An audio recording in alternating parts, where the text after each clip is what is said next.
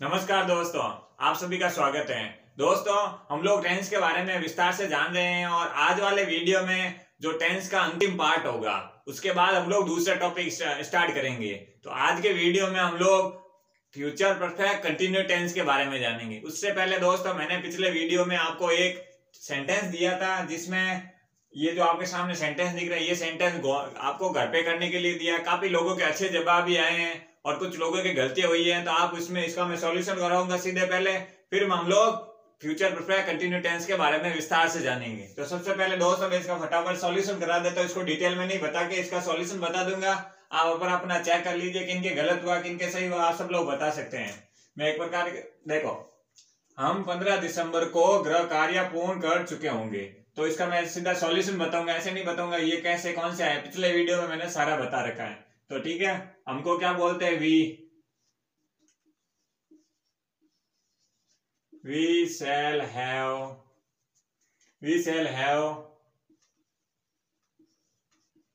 Completed.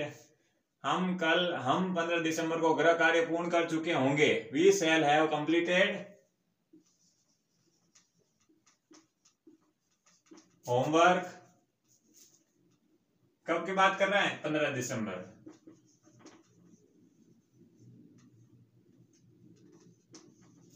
Clear हो गया?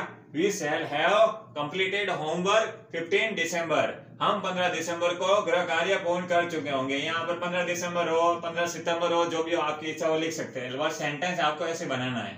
Clear हो गया? थर्ड फॉर्म क्या लगे, ये सेल का प्रयोग क्या है, ये मैंने सारा का सारा आपको पिछले वीडियो में बता दिया। आपको डायरेक्ट वीडियो ना देखे पुराना वीडियो देखोगे तो आराम से समझ में आ जाएगा। ये हो गया पॉजिटिव सेंटेंस। अब देखेंगे हम लोग इंटरोगेटिव सेंटेंस। कौन सा? Interrogative sentence. तो इसमें क्या लिखेंगे? shall we have completed homework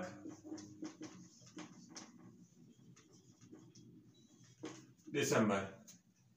sentence क्या होगा? shall we have, ये देखो, shall we have completed homework 15 दिसंबर। क्या 15 दिसंबर को गृह कार्य पूर्ण कर चुके होंगे? ये इस प्रकार का हिंदी में सेंटेंस होगा। इंग्लिश में क्या होगा? shall we have completed homework 15 December. Clear हो गया? अब इसका नेगेटिव सेंटेंस बनाते हैं। we shall not have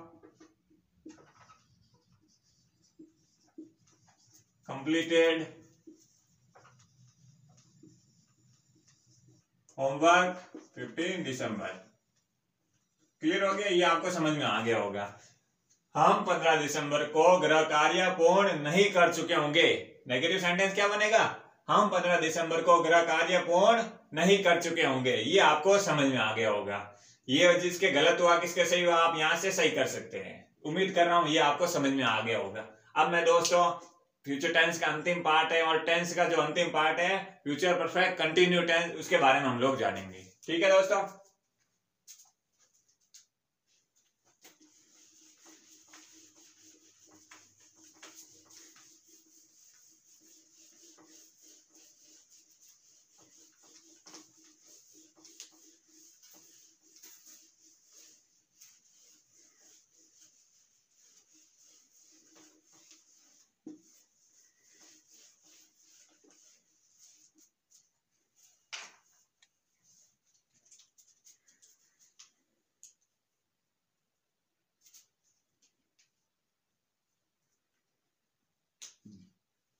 आप हेडिंग डाल दीजिए डी। फ्यूचर टेंस का जो अंतिम चौथा टाइप है, क्या नाम है?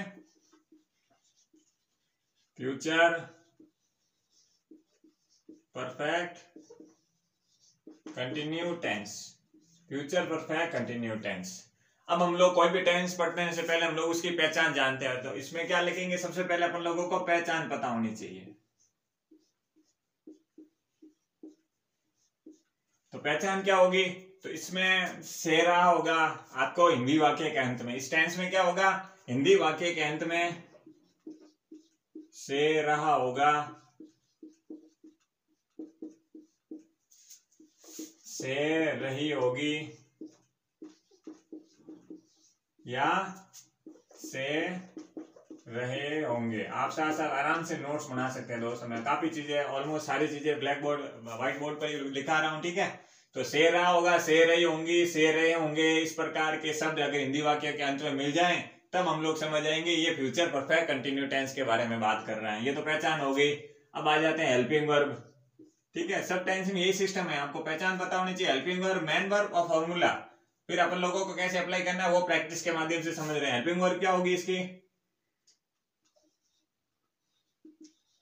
will have been और shall have been। क्लियर हो गया? ये आपको समझ में आ गया होगा। यूज का आपका वही तरीका है भाई, shall का प्रयोग, shall have been का प्रयोग हमेशा I और we के साथ करेंगे, ठीक है। जहां पर I या we मतलब मैं और हम जैसे शब्द होंगे उसमें हम लोग shall have been का प्रयोग करेंगे, और इन दोनों के अलावा अगर ये दिखेंगे तो shall have been का प्रयोग करेंगे, लेकिन इन दोनों के अलावा जो भी सेंटेंस शब्द होंगे उसमें हम लोग will have been का प्रयोग करेंगे। क्लियर हो गया? ये आपको समझ में आ गया होगा। अब इसमें देखिए मेन वर्ब क्या लिखेंगे इसमें, तो मेन वर्ब की बात करें तो इसमें हम लोग वर्ब की फर्स्ट फॉर्म के साथ ing का प्रयोग करेंगे, ठीक है। ये क्लियर हो गया? वर्ब की फर्स्ट फॉर्म के साथ ing। यहाँ पर आपको समझ में आ गया वर्ब की फर्स्ट फॉर्म है, लेकिन जो भी जैसे रीड मतलब पढ़ने को क्या बोलते हैं, रीड, टीच, इसके पीछे क्या लगेंगे, रीडिंग, टीचिंग, इस प्रकार के सेंटेंस बनाएंगे। इसके अलावा पहचान होगी, हेल्पिंग वर्ब, मेन वर्ब होगी। इसके अलावा क्या होगा? इसके अलावा अगर बात करें तो हम लोग क्या लेंगे, इसमें एडिशनल चीज है वो है सिंस या फॉर। ये घूम फिर के वही बार बार आ रहा है दोस्तों।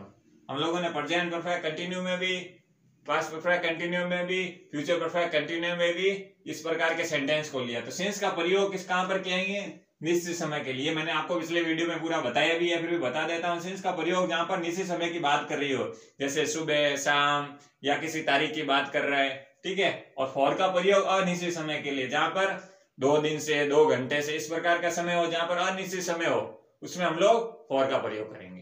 क्लियर हो गया?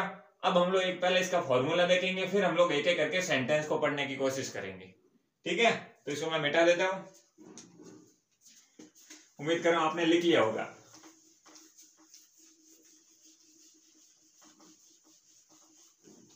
अब हम लोग इसका एक फॉर्मूला देखते हैं, फिर हम लोग आगे इसकी चीजें ढूंढने की, मतलब प्रैक्टिस करने की कोशिश करेंगे। तो इसमें सबसे पहले फॉर्मूला आप रेडी डाल सकते हैं, फॉर्मूला, ठीक है। फॉर्मूले में पॉजिटिव सेंटेंस बनाएंगे तो उसमें क्या लगेंगे, सब्जेक्ट, ठीक है, SUBJECT है, subject plus will have been या shall have been, उसके साथ वर्ब की फर्स्ट फॉर्म के साथ ing लगाएंगे। उसके बाद हम लोग ऑब्जेक्ट जो भी होगा उसके बाद सिंस या फॉर का प्रयोग करेंगे। क्लियर हो गया? Subject plus will have been या विल हैव बीन जिस स्थिति में लगेगा वो लगेंगे। अगर शैल, दोनों में से एक लगाएंगे, ठीक है ना। ऐसे नहीं आपको दोनों लगाने, दोनों में से एक यूज करना है आपको। क्लियर हो गया? ये आपको समझ में आ गया। ये पॉजिटिव सेंटेंस इस प्रकार बनेगा। और अगर बात करें इंटरोगेटिव सेंटेंस, प्रश्नवाचक क्वेश्चन की बात करें तो इसमें आपको पता होना चाहिए विल, इसको दोनों के साथ लिख रहा हूं, या तो विल का प्रयोग करिए या शैल का प्रयोग करेंगे। उसके बाद subject plus have been. Clear हो गया? विल शैल में से जो जो सेंटेंस की नीड है उसके अकॉर्डिंग आप लोगों को काम करना है। ये देखिए हैव बीन प्लस वही इसकी फर्स्ट फॉर्म के साथ ing plus object plus since या फॉर। क्लियर हो गया? विल हैव, विल या शैल का प्रयोग करेंगे प्लस सब्जेक्ट के बाद हम लोग हैव बीन और वर्ब की फर्स्ट फॉर्म के साथ ऑब्जेक्ट, ऑब्जेक्ट के बाद सिंस या फॉर का प्रयोग करेंगे। ठीक है, अब ये हो गया इंटरोगेटिव सेंटेंस। जब हम लोग नेगेटिव सेंटेंस बनाएंगे तो इसमें क्या लिखेंगे, सब्जेक्ट प्लस या तो विल लगाएंगे या शैल लगाएंगे, उसके बाद नॉट लगाएंगे, उसके बाद हैव बीन, उसके बाद वर्ब की फर्स्ट फॉर्म के साथ ING plus object plus since या फॉर। क्लियर हो गया। यहाँ पर देखिए सब्जेक्ट प्लस विल या शैल का प्रयोग होगा, उसके बाद में नॉट का प्रयोग होगा, उसके बाद में हैव बीन का प्रयोग होगा, ये ध्यान रखना। ठीक है, ये क्लियर हो गया आपके सामने। अब आपको सेंटेंस के माध्यम से प्रैक्टिस करेंगे। एक सिंपल सा सेंटेंस बनाने की कोशिश करते हैं। एक सेंटेंस देखने की कोशिश करते हैं जिसमें हम लोग समझ जाएंगे भाई कैसे बनता है सेंटेंस।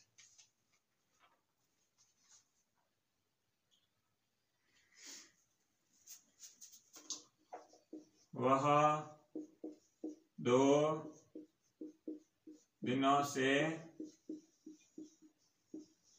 पुस्तक पढ़ रहा होगा। ठीक है, इसमें हम लोगों को टेंस की पहचान तो हो गई क्योंकि यहाँ पर से रहा होगा, ये इस टेंस की पहचान में हम लोगों ने पढ़ा है। तो अब इसका इंग्लिश बनाने की कोशिश करते हैं। इसके तीनों सेंटेंस होंगे। पहले वो 2 दिनों से पुस्तक पढ़ रहे हैं। क्या वो 2 दिनों से पुस्तक पढ़ रहे हैं?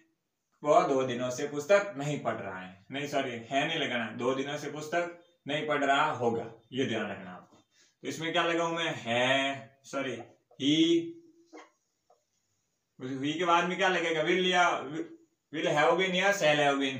तो क्या लगेगा? ही, मैंने बताया शैल का प्रयोग आई और वी के साथ करेंगे, तो विल का प्रयोग हम लोग आई और वी के अलावा जिस प्रकार वो है, तो ही के लिए हम लोग क्या करेंगे? Will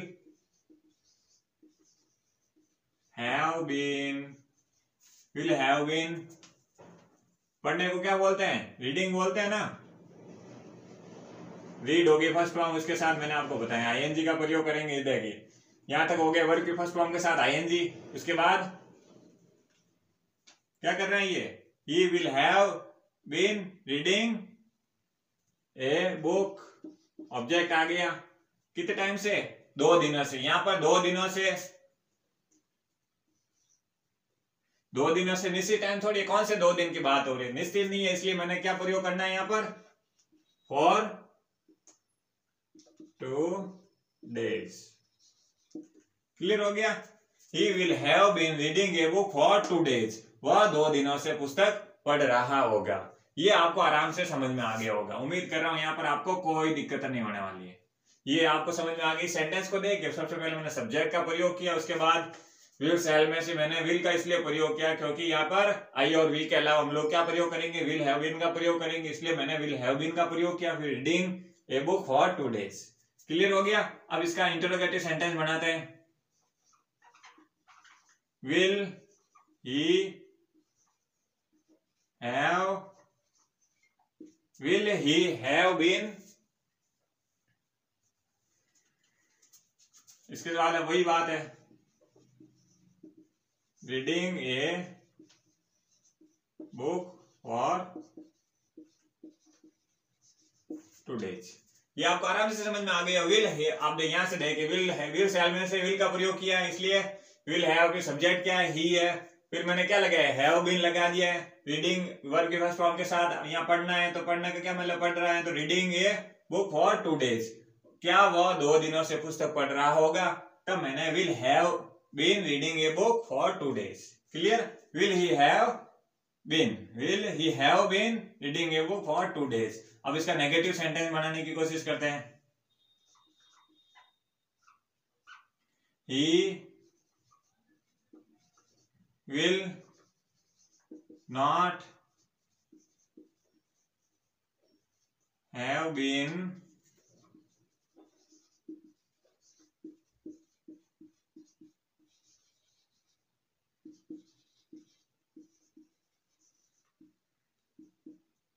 two days। He will not have been reading a book 2 days।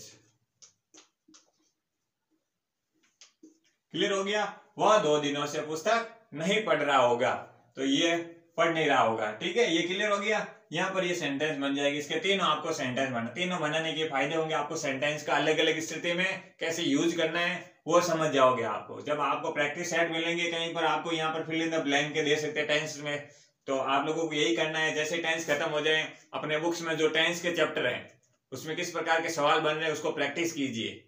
ठीक है ना। उसमें क्वेश्चन प्रैक्टिस करोगे तभी तो। आइए तो मैं तो आपको डिटेल लेवल में पढ़ा रहा हूँ, उसमें आपको कुछ सेंटेंस मिलेंगे, इस प्रकार के कुछ सेंटेंस मिलेंगे जिसमें हेल्पिंग वर्ब आगे पीछे होंगे, किसी में हेल्पिंग वर्ब पूछेंगे, किसी में सब्जेक्ट आगे पीछे करके आपको इस टाइप के सेंटेंस ही मिलेंगे आपको। क्लियर हो गया। एक और मैं सेंटेंस आपको प्रैक्टिस करने के लिए दे रहा हूं।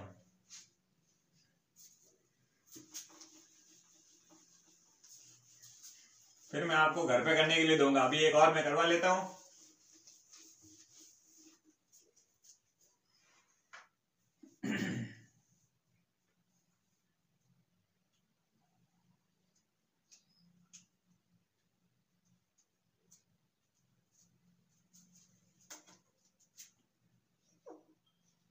हम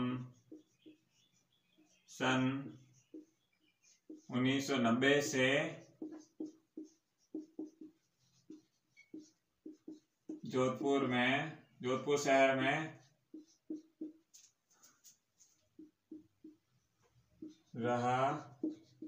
रहे होंगे। ठीक है। संख्या हम सन 1990 से जोधपुर शहर में रह रहे होंगे। तो रहा होंगे, रहे होंगे तो ये तो हो गया। तो ये तो आपको समझ में आ गया ये सेंटेंस। यहाँ पर अपन को टेंस में पहचान हो गई भाई। रहना को क्या बोलते हैं? लिविंग बोलते हैं। ठीक है ना, लिव यानी रहना। तो अब देखिए, अब इसमें देखिए सेंटेंस बनाने की कोशिश करता है। ये बिल्कुल सिंपल है, आपको कोई इस पर ध्यान दीजिए। सबसे पहले सब्जेक्ट क्या है? वी, मतलब हम सब्जेक्ट हो गए। उसके बाद विल सेल में से क्या प्रयोग करेंगे? सेल का प्रयोग। क्योंकि दोस्तों मैंने आपको बताया सेल का प्रयोग, सेल हैव बीन का प्रयोग आई और वी के साथ करेंगे हम में, इसलिए मैं यहां पर क्या यूज करूंगा? Shall have been, we shall have been. रहने को क्या बोलते हैं? लिव। इसके साथ मैं क्या करूंगा? लिविंग कर दूंगा। लिव क्योंकि यहाँ पर वर्ब की फर्स्ट फॉर्म के साथ मुझे आईएनजी जोड़ना है। तो we shall have been living in Jodhpur. मैं दोस्तों यहां से मिटा देता हूं इसको। अब आपको समझ में आ गया है ना, इसलिए कोई दिक्कत नहीं है। लिविंग इन जोधपुर सिटी 1990 क्या एक निश्चित टाइम है। तो निश्चित टाइम के लिए मैंने क्या बताया? सिंस का प्रयोग करेंगे, सिंस 1990। तो दोस्तों ये सेंटेंस लंबा जरूर है, लेकिन आप अगर एक दो बार प्रैक्टिस कर लोगे तो आपको आराम से समझ में आ जाएगा। हम सन 1990 से जोधपुर शहर में रह रहे होंगे। We shall have been living in Jodhpur city since 1990। ठीक है, 1990। क्लियर हो गया। अब इसका इंटरोगेटिव सेंटेंस क्या होगा? क्या हम सन 1990 से जोधपुर शहर में रह रहे होंगे? तो देखिए इसका बनाते हैं। ठीक है, shall we have been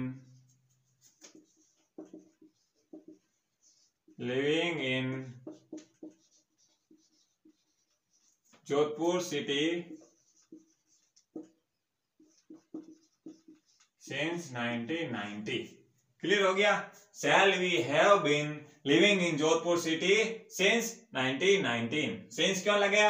ये मैंने आपको सारा बता दिया, क्योंकि यहाँ निश्चित समय है इसलिए मैंने since का प्रयोग किया है। ये आपको समझ में आ गया होगा। अब एक इसका नेगेटिव सेंटेंस बनाते हैं। हम सन 1990 से जोधपुर शहर में रह नहीं रहे होंगे। ठीक है ना, नहीं रह रहे होंगे। तो देखिए, we shall not have been. ठीक है, we shall not have been living in Jodhpur city since 1990। ये आपको आराम से समझ में आ गया होगा दोस्तों। उम्मीद कर रहा हूं यहाँ पर आपको कोई दिक्कत नहीं होने वाली है, क्योंकि सेंटेंस को फॉर्मूले के हिसाब से लेके चलिए। एक बार फॉर्मूले को देखते हुए सेंटेंस बनाइए, फिर आपके लगातार माइंड की ग्रिप बन जाएगी। आपको ये इस प्रकार के सेंटेंस आप आराम से बना सकते हैं, कोई दिक्कत नहीं। सेंटेंस बड़े होंगे। कई एक सेंटेंस दे देता हूं आपको।